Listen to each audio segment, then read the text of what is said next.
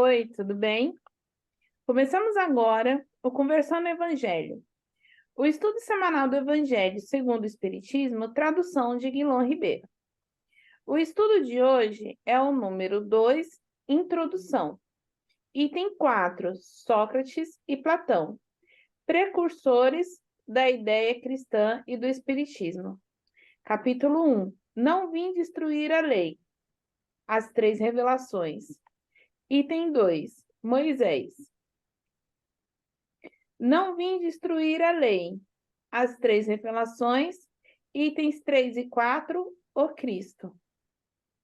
Não vim destruir a lei. Itens 5 ao 11, o Espiritismo. Em nome da Casa Virtual Luz Espírita Caville, agradecemos a presença da Michele e da Ana e pedimos para nossa amiga Michele fazer nossa prece inicial.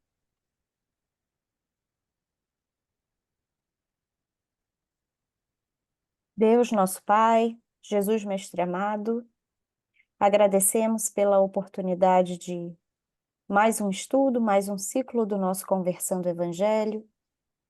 Agradecemos por essa encarnação, pelas oportunidades de progresso e pelo seu Evangelho em nossas vidas. Pedimos que a espiritualidade amiga se faça presente na nossa conversa de hoje, nos auxiliando, nos intuindo, para que possamos compreender, ser compreendidas e aprender cada vez mais, pois esse é o nosso objetivo. É isso que pedimos e agradecemos, que assim seja. Graças a Deus. Que assim seja. Quais foram os precursores da doutrina espírita?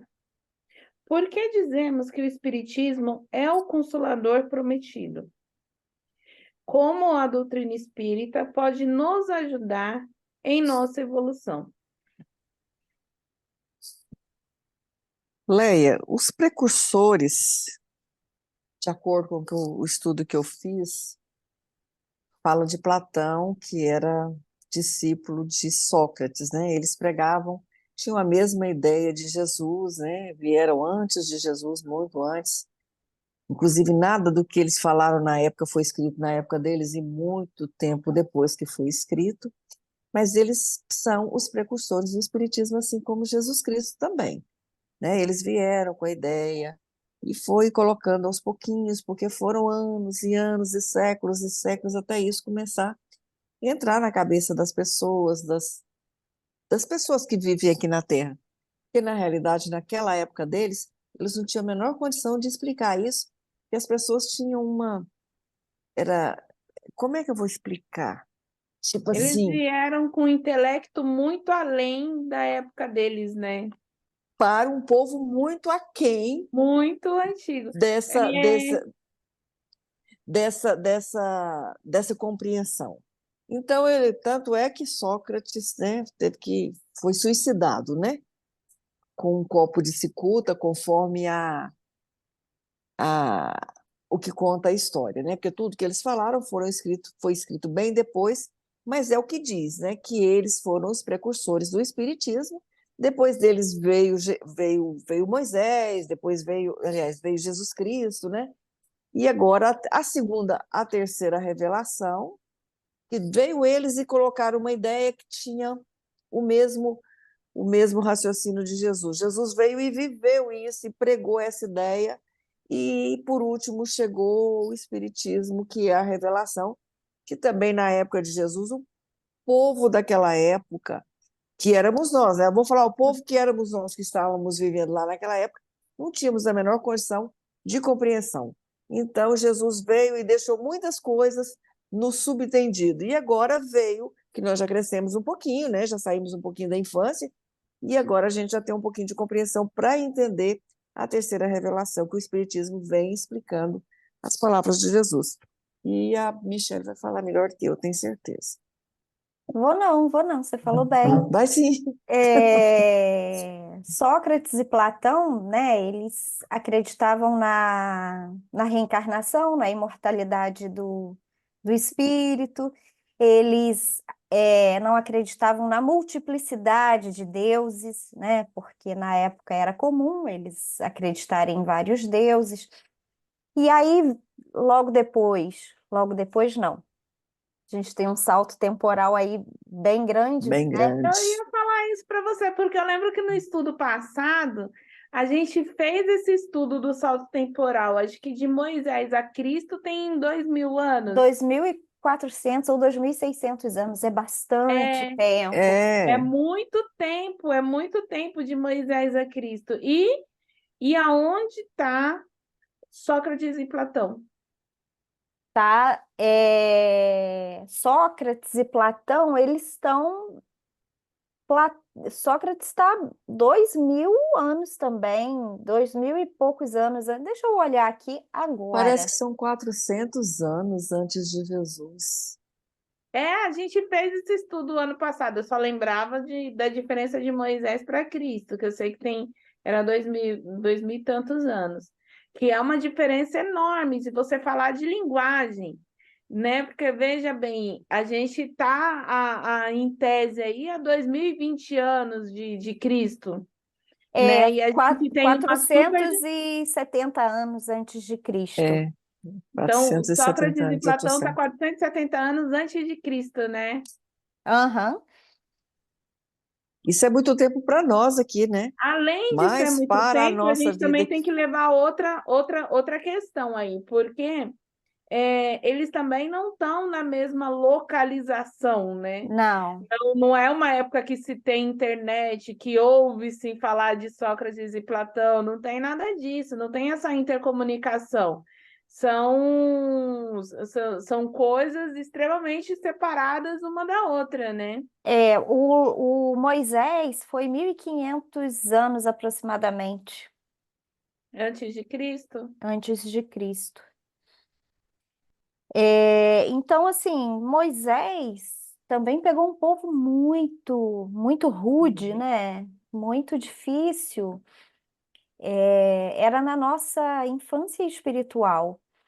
Então, as coisas evoluem assim como hoje a gente tem a internet para facilitar a nossa vida, na época não tinha. Então, hoje em dia, claro que eu não estou colocando aqui a questão financeira, mas a maioria das pessoas, se quiser uma informação, ela pode buscar e ter a informação na palma da mão. na palma Naquela da mão. época, as pessoas, quem sabia ler e escrever eram considerados, né, sábios, porque tinha esse poder. E essas pessoas dominavam, né, as demais. Então, são épocas bem difíceis. E falando do Consolador, né, que Jesus nos prometeu, o Consolador prometido, porque é, a gente lembra que Jesus também pegou um povo difícil e que não tinha a compreensão que nós temos hoje, justamente pela condição social, né, que a humanidade caminhou. E acho que até se a gente pegar a gente hoje, né?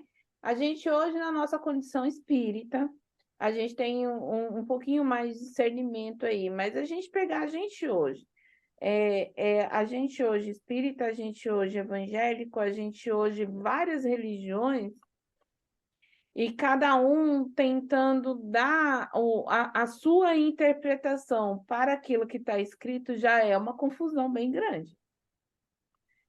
Você imagina a gente de 2000 anos atrás. Aí você pega mais 1.500 anos antes de tudo isso, e a gente vai entender o que Moisés passou, eu acho. Acho que entender a gente nem consegue, né? A gente não consegue chegar nesse. O povo daquela época, eles não entendiam.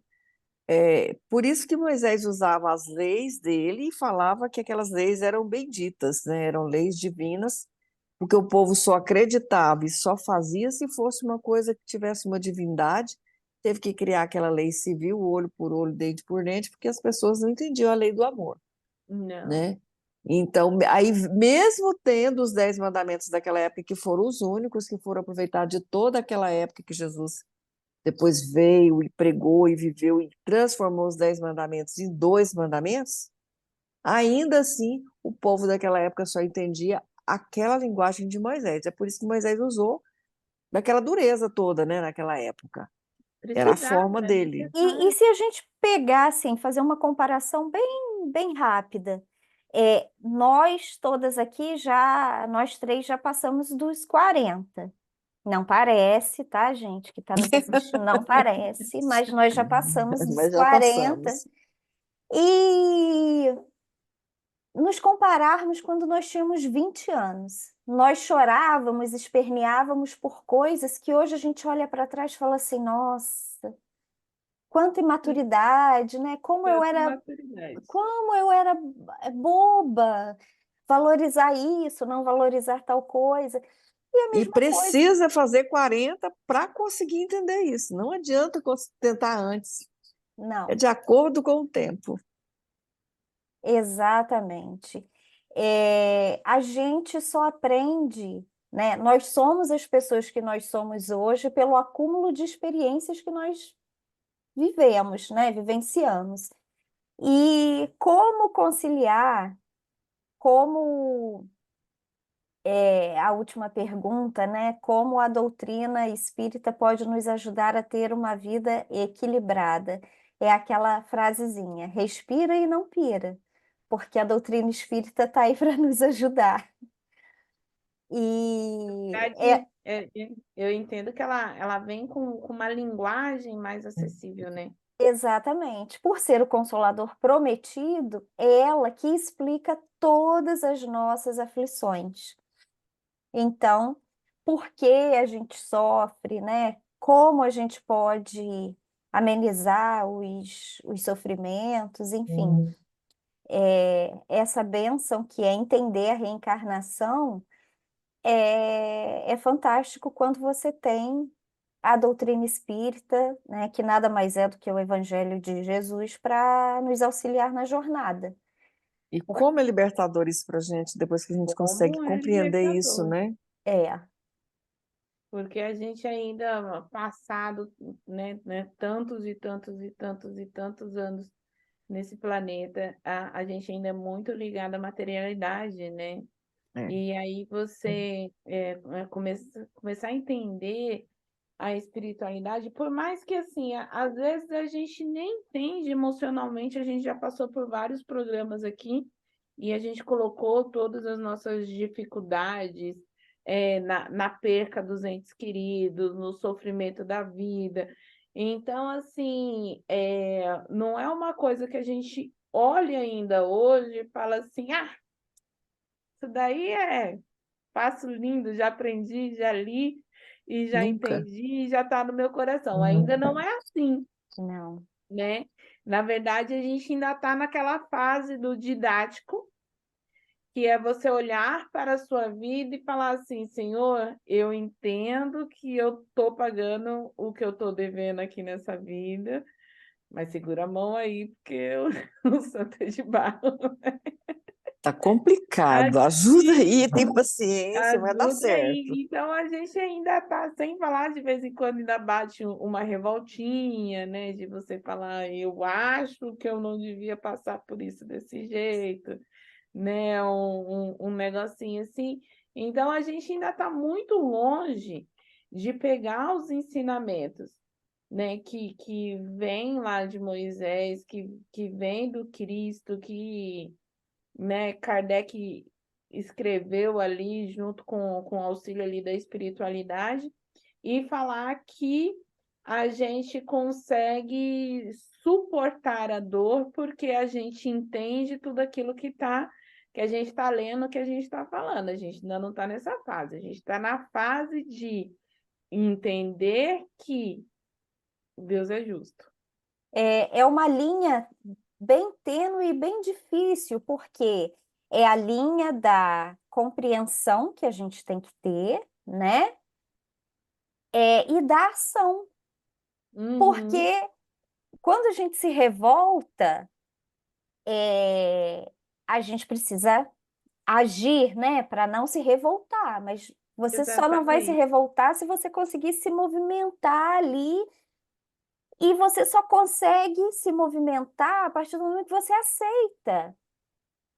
Tá, ok. O que que eu preciso fazer com essa informação? O que que eu tenho que fazer com isso?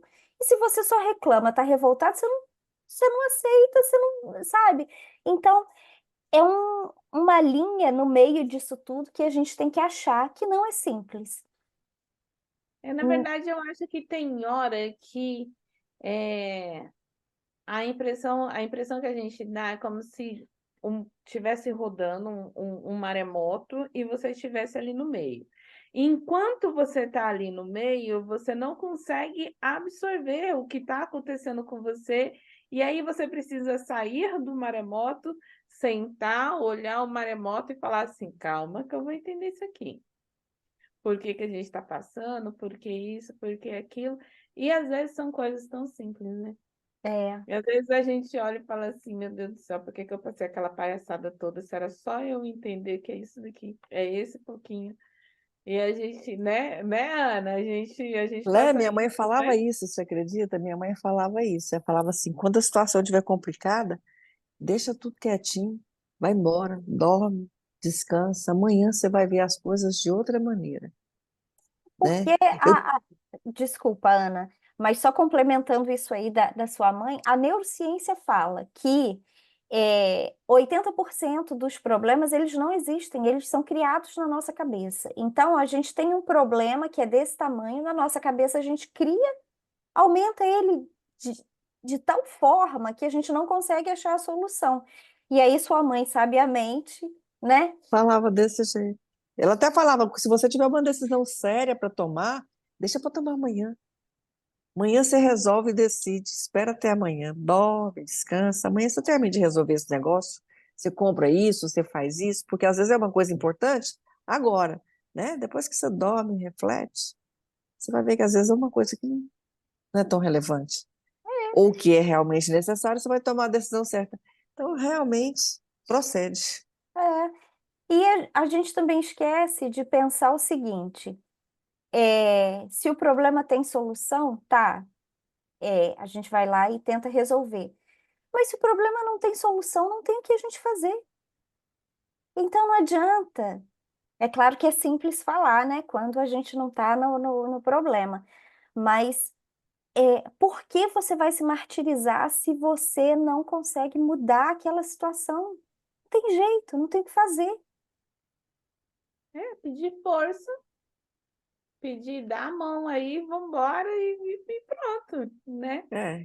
E de É Moisés isso. até aqui a gente está crescendo. Cada dia que passa, a gente cresce um pouquinho, entende um pouquinho. Difícil, a gente não pode diminuir a dor e o sofrimento daqueles que estão passando, né? Claro. É difícil, mas assim, quanto mais no foco do problema você tá, menos caminho você acha para resolver.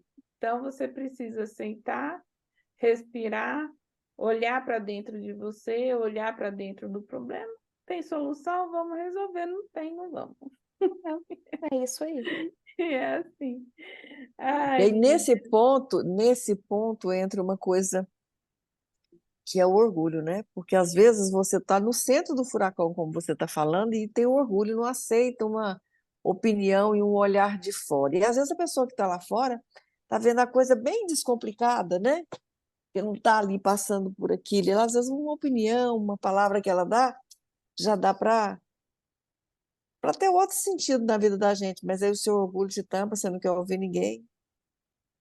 É Então a isso gente mesmo. tem que ter essa Às humildade vezes também, o né? orgulho é tanto, Ana, que não é nem a questão, você não quer ouvir e você não quer aceitar que você está passando por aquilo.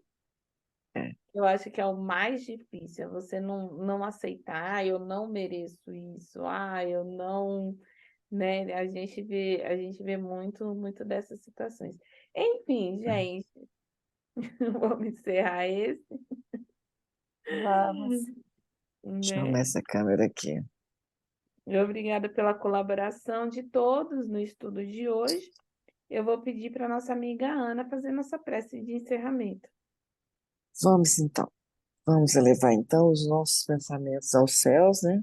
Agradecer a Deus por mais essa oportunidade de aprender mais um pouquinho a cada dia, a cada conversação, a cada programa que a gente senta nessa mesa e conversa. Agradecer a presença de Jesus, da espiritualidade trabalhadora que é ao nosso lado, que esteve nos intuindo, nos orientando, e encerrar. Em nome de Jesus, a gente agradece. Assim seja. Que assim seja. Tenham todos uma boa semana e até o próximo estudo. Fiquem com Deus.